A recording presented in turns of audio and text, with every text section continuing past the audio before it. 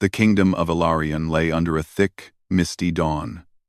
Towers of black stone pierced the sky, crowned with banners that flapped weakly in the cold wind. The streets were quiet, empty as if the world itself paused in reverence or in fear.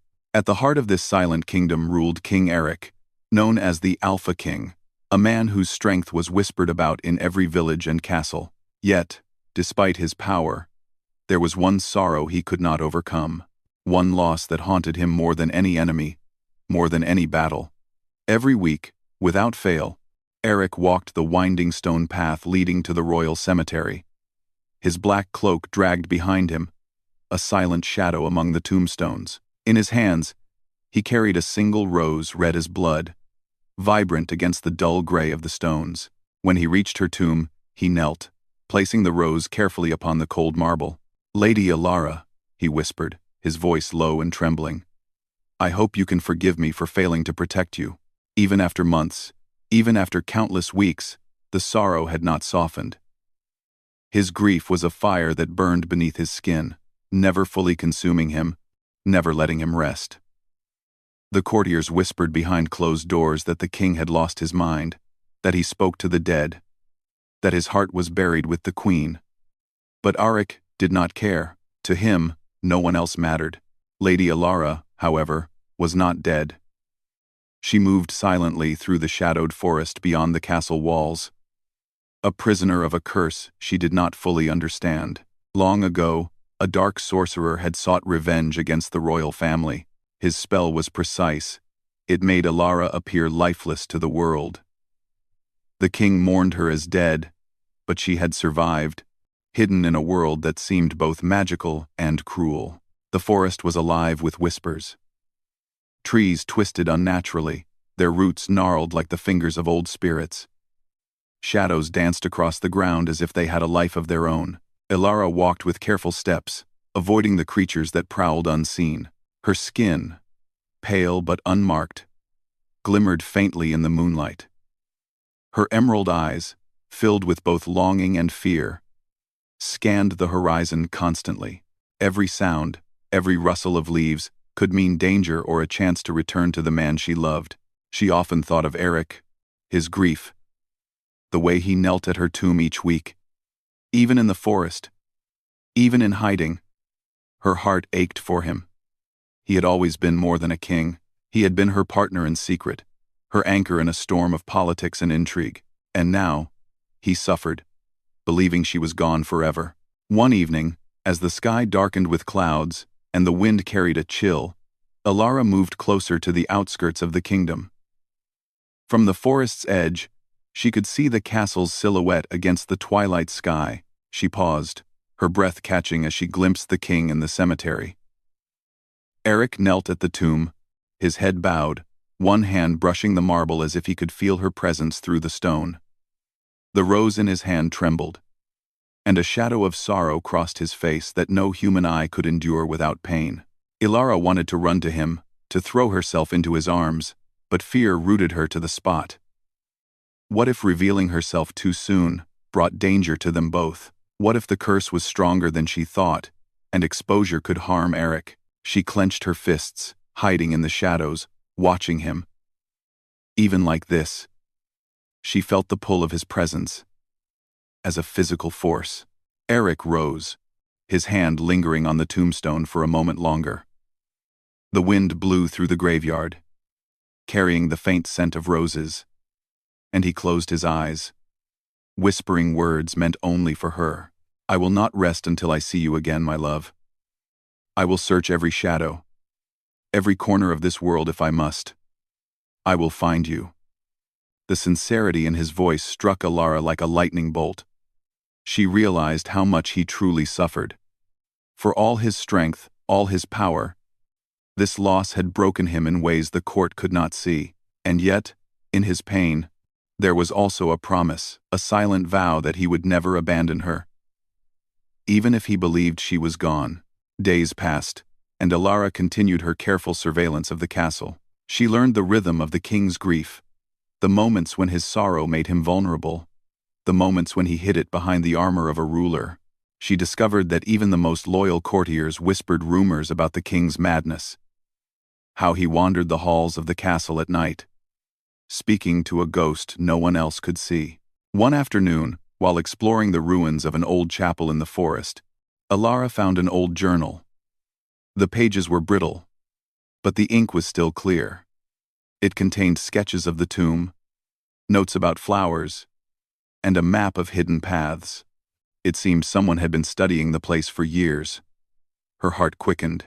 Could it be a clue left by the curse's creator, or perhaps a way for her to finally return to the life that had been stolen from her? As she read, she sensed a presence nearby. The hairs on the back of her neck stood up, and she spun around, ready to disappear into the shadows. But it was only a fox, its eyes reflecting the dim light.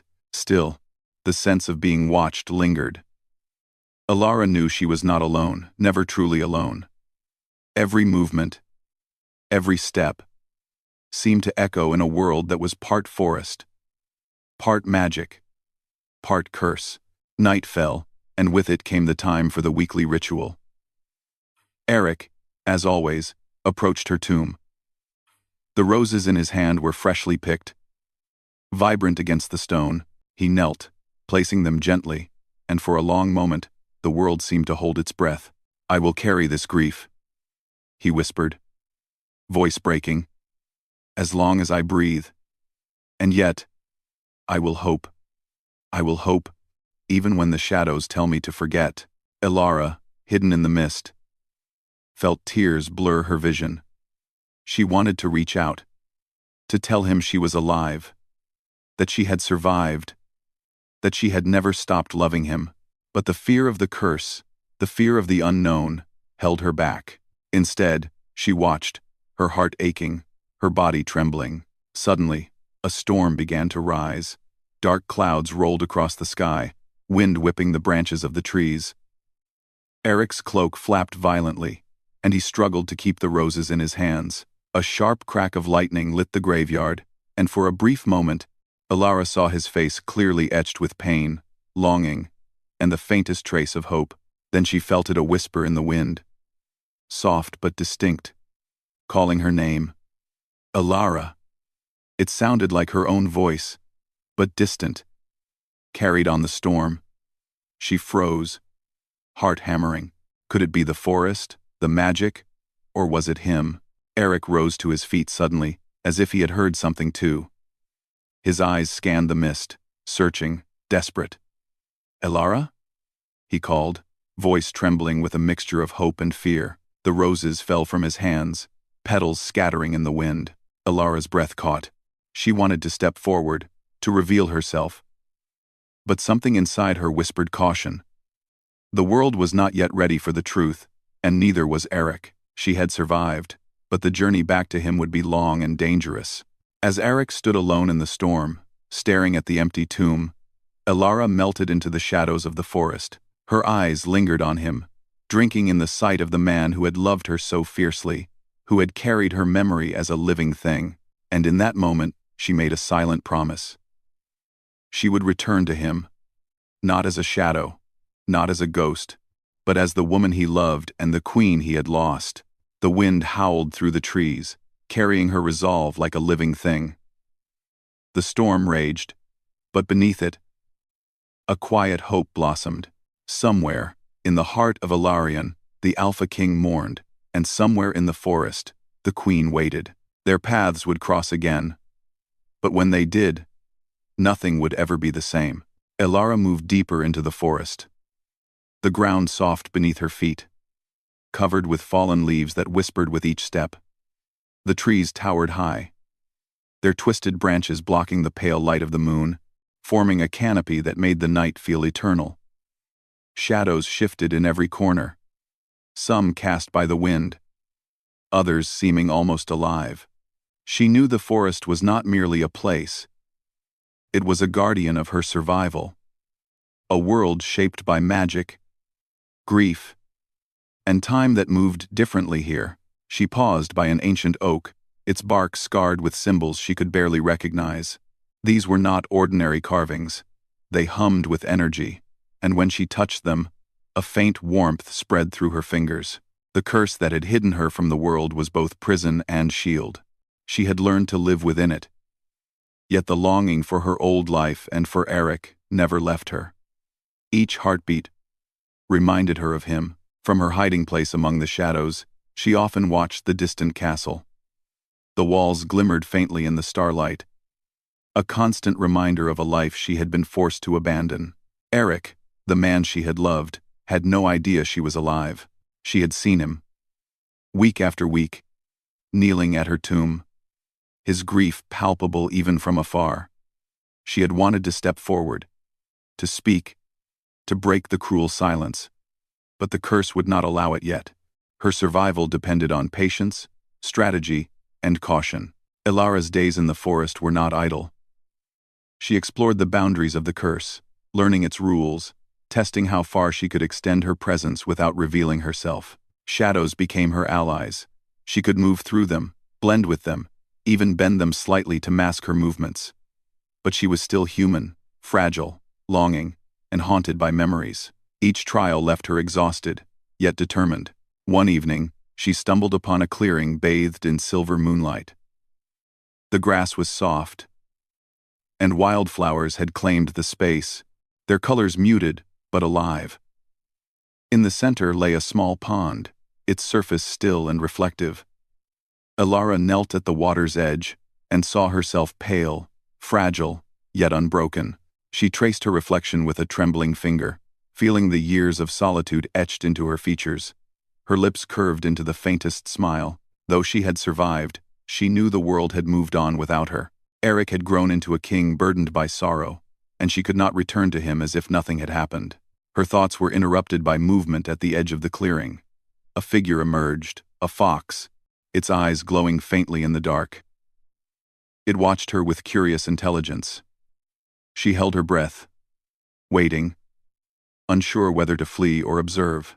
The fox tilted its head and then disappeared as silently as it had come. Ilara realized the forest itself was alive, aware, protective, and perhaps guiding her toward what she must do next. Meanwhile, in the castle, Eric's grief had begun to manifest in subtle ways beyond the cemetery. He wandered the halls at odd hours, speaking softly to her memory. Advisors whispered about the king's distraction. Some feared he might make poor decisions in matters of state, that enemies could take advantage of his broken heart. Yet, despite their concerns, no one could sway him. His love for Ilara and his belief in her death dominated his every thought. He spent hours in the old library, reading letters and journals from their past, reliving every moment they had shared. In these letters, he could almost hear her voice, feel her hand in his. The roses on her tomb were more than a tribute. They were his way of staying connected to the life he thought he had lost. Night after night, he prayed, sometimes aloud, that the universe might return her to him.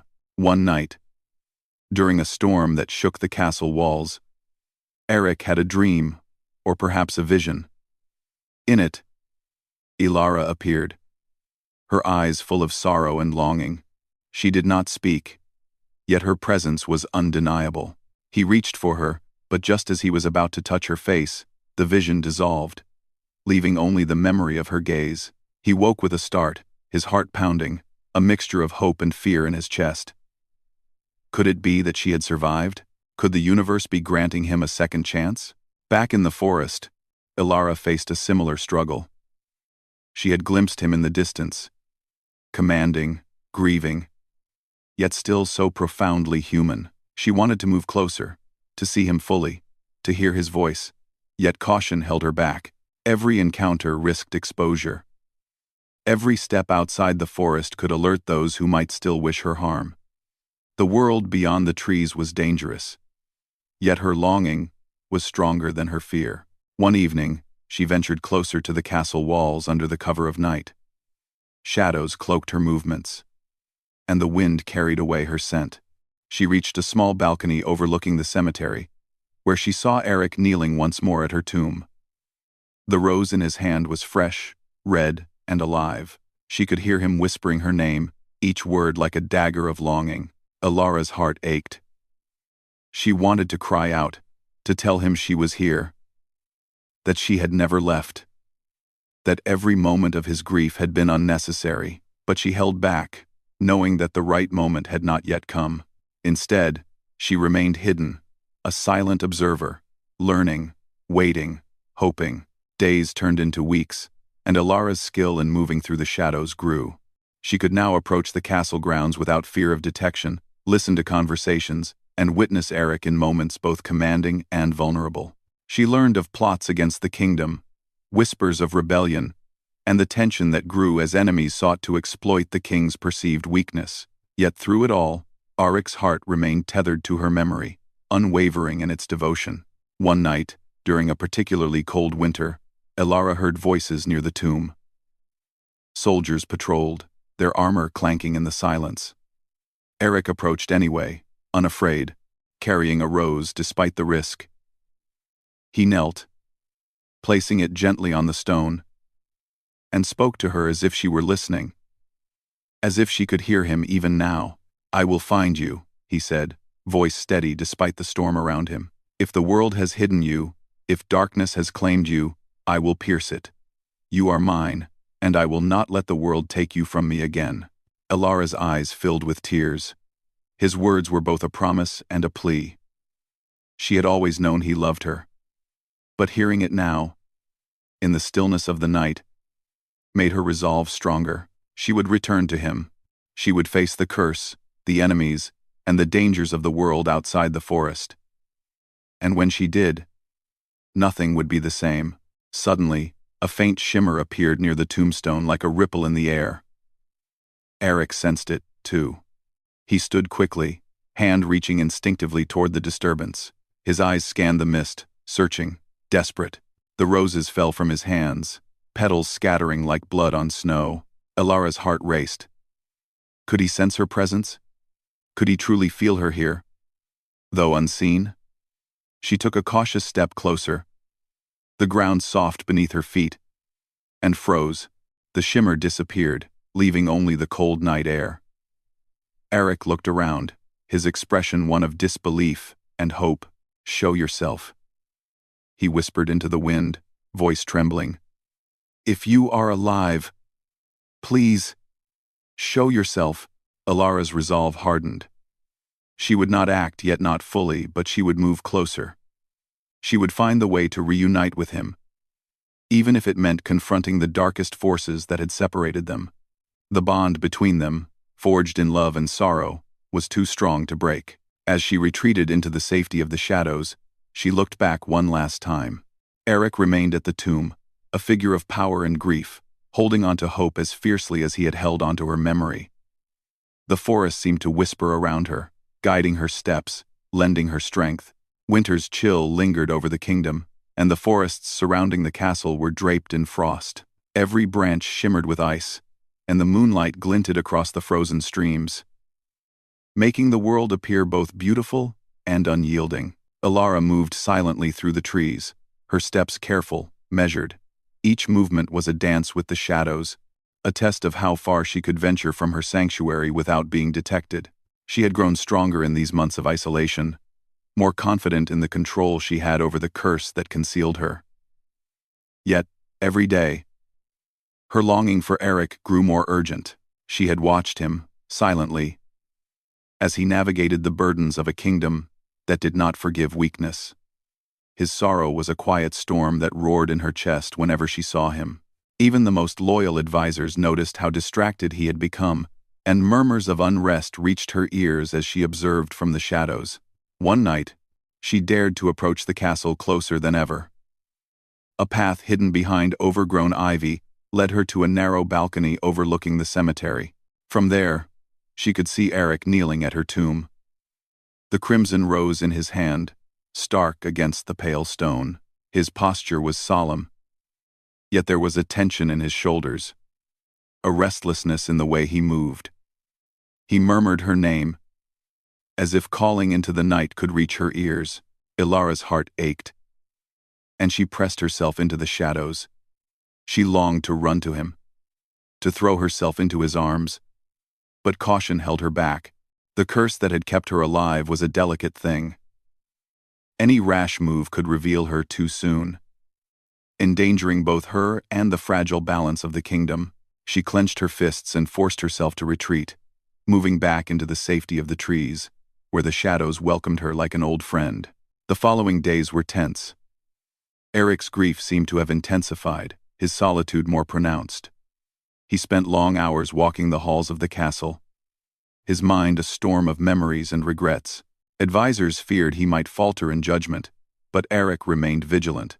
His strength had not waned, only sharpened by the edge of loss. Every decision he made was filtered through the lens of her absence.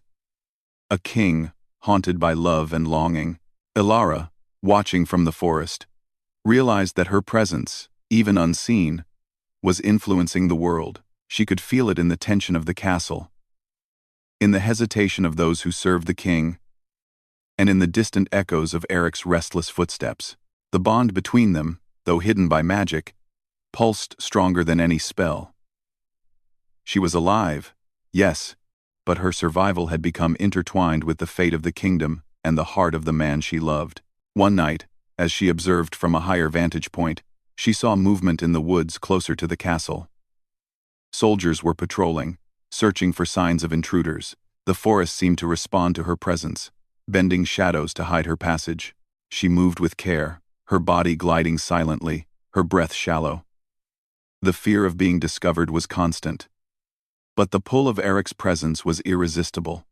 Suddenly, a flash of movement startled her, a deer, bounding through the underbrush, followed by the rustle of smaller creatures.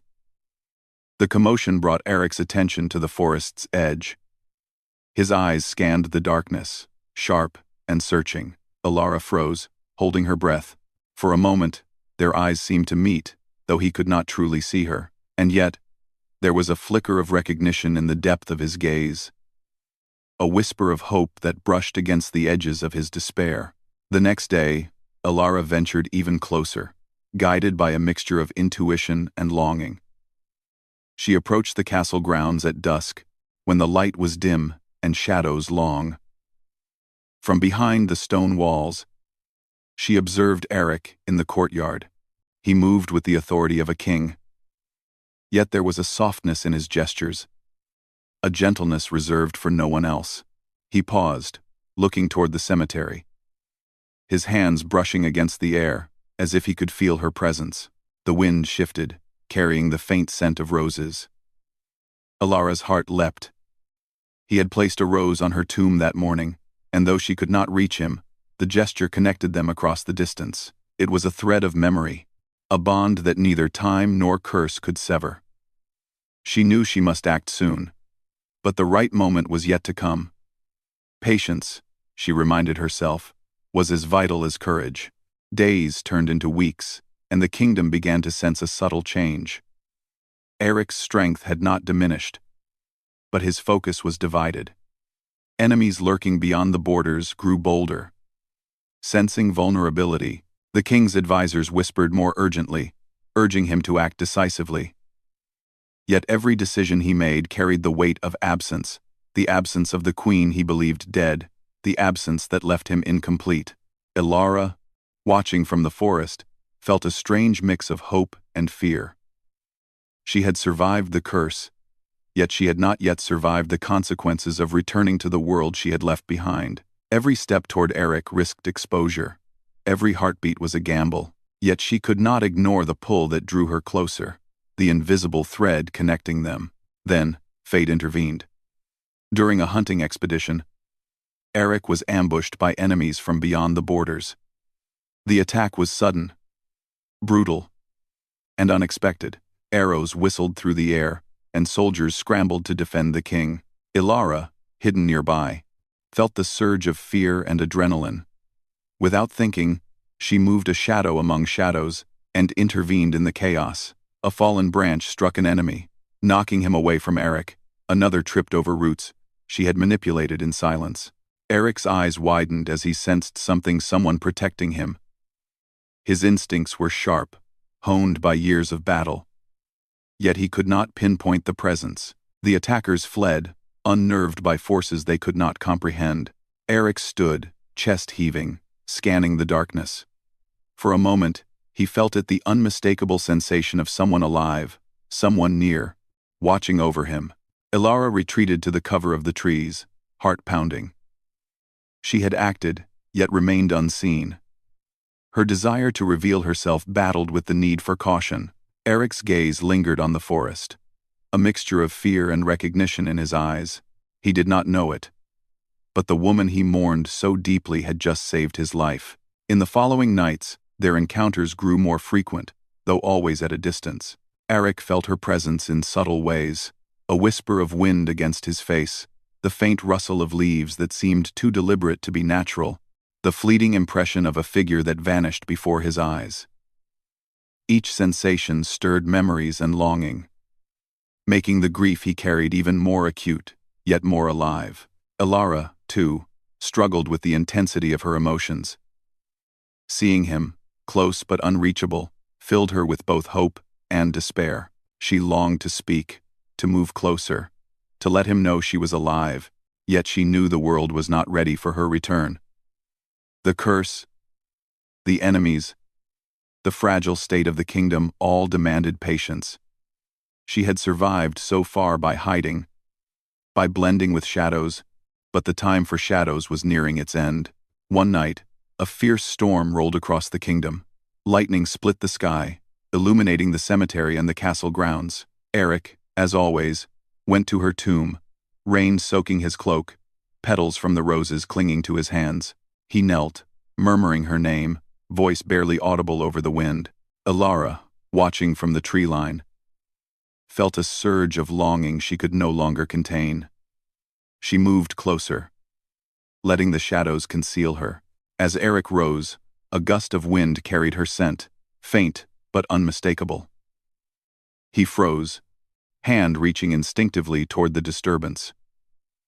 Their eyes met across the veil of magic and storm, and for a fleeting moment, recognition flared. Eric's heart raced, hope and disbelief warring within him. "Elara?" he whispered, voice trembling. The roses fell from his hand, petals scattering in the rain. Elara's heart mirrored his, pounding with the knowledge that the time to reveal herself was almost at hand. But then, the shadows shifted. The magic of the curse held her back, and she vanished from his sight. The storm continued to rage, the wind carrying the scent of roses and the echo of longing. Both knew that this encounter was only the beginning, that the reunion they both desired so deeply was still a path to be earned through courage, patience, and the overcoming of forces far stronger than either of them. The first rays of dawn broke through the mist, painting the kingdom of Ilarion in gold and silver. The castle walls glistened with dew, and the air was crisp with the scent of pine and earth. Elara stood at the edge of the forest, her cloak wrapped tightly around her, heart pounding with anticipation. Today was the day she could no longer hide. Today, she would return to him, the king who had mourned her for so long, the man who had carried her memory like a living thing. She took a deep breath, drawing strength from the forest that had sheltered her, the shadows that had concealed her, and the bond that had never broken. She stepped forward, moving toward the castle grounds, with a grace and purpose that only months of survival and careful planning could teach. Each step felt heavier than the last, weighed down by fear and hope in equal measure. In the castle, Eric stood at the edge of the cemetery, his eyes scanning the horizon for the faintest sign of life, for the possibility he had dared not imagine. The roses from yesterday lay scattered at her tomb, petals clinging to the wet stone. He could still feel her presence, subtle but unmistakable, like a whisper of warmth in the chill of morning. His heart raced, torn between hope and disbelief, longing and fear. Could it be real? Could she truly be alive? Elara approached the tomb cautiously, her eyes fixed on him. She had rehearsed this moment 1,000 times in her mind, imagining every word, every movement, every expression. And yet, as she drew closer, the reality struck her with a force she had not anticipated. He was real, solid, and alive, stronger and more commanding than ever, yet softened by the weight of grief and love that had never left him.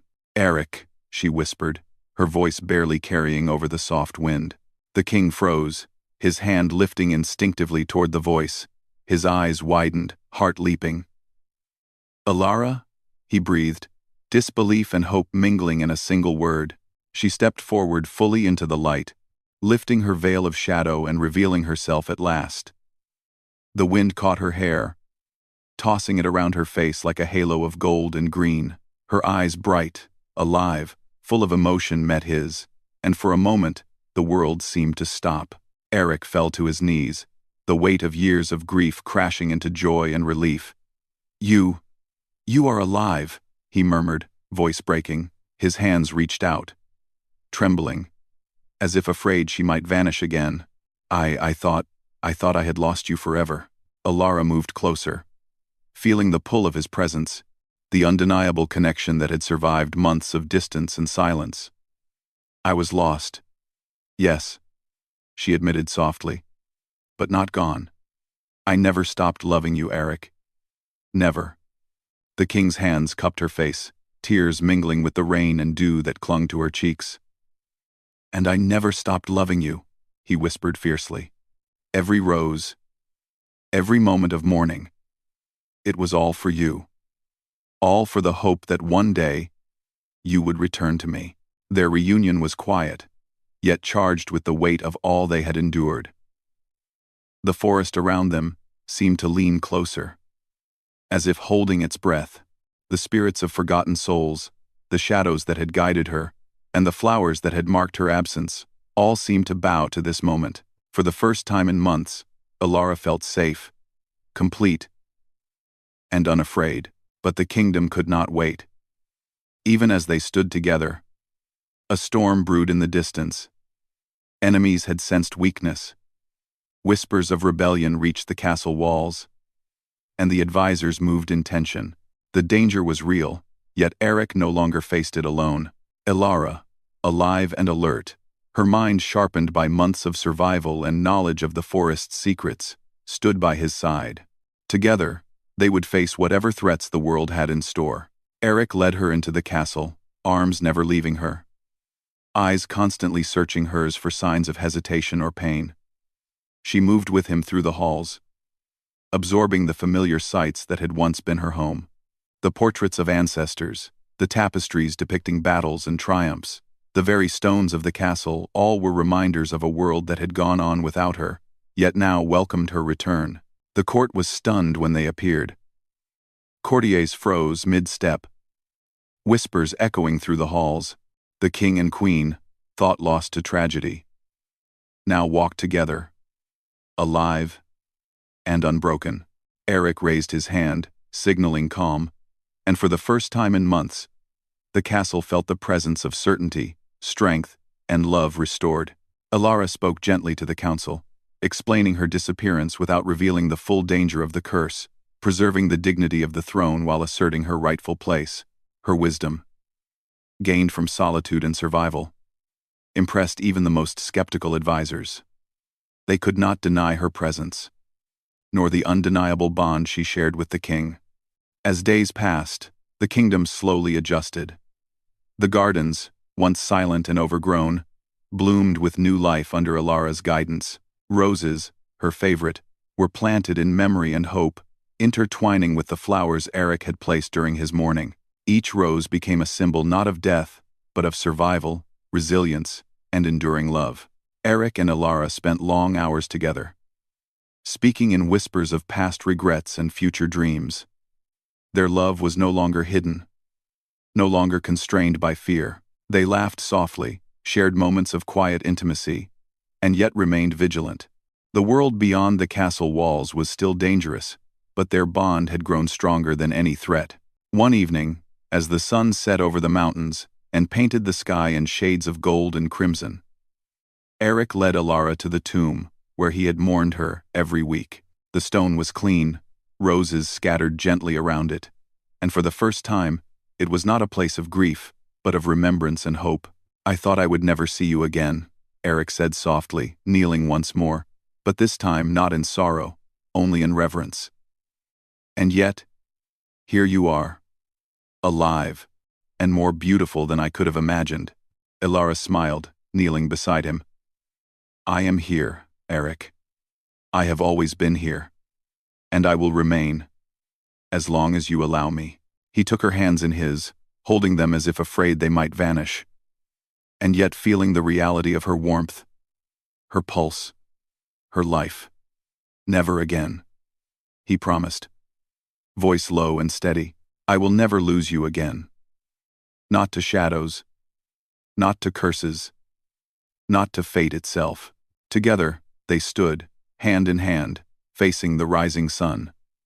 The kingdom of Ilarion, once shadowed by grief and fear, now bathed in light and hope. Roses bloomed, forests whispered, and even the shadows seemed to recede in respect for the love that had endured beyond death and magic. Ilara's presence changed everything, not just for Arik, but for the kingdom itself. She brought wisdom, courage, and strength, blending seamlessly with the king's power and authority. Together, they became a force of unity, love, and resilience, a beacon for the people who had mourned with them and prayed for their return. Yet even in triumph, they knew the world was not without challenges. Shadows lingered, enemies plotted, and the memory of the curse remained a reminder of the fragility of life. But they faced it together, stronger and wiser than before, their bond unbroken and unshakable.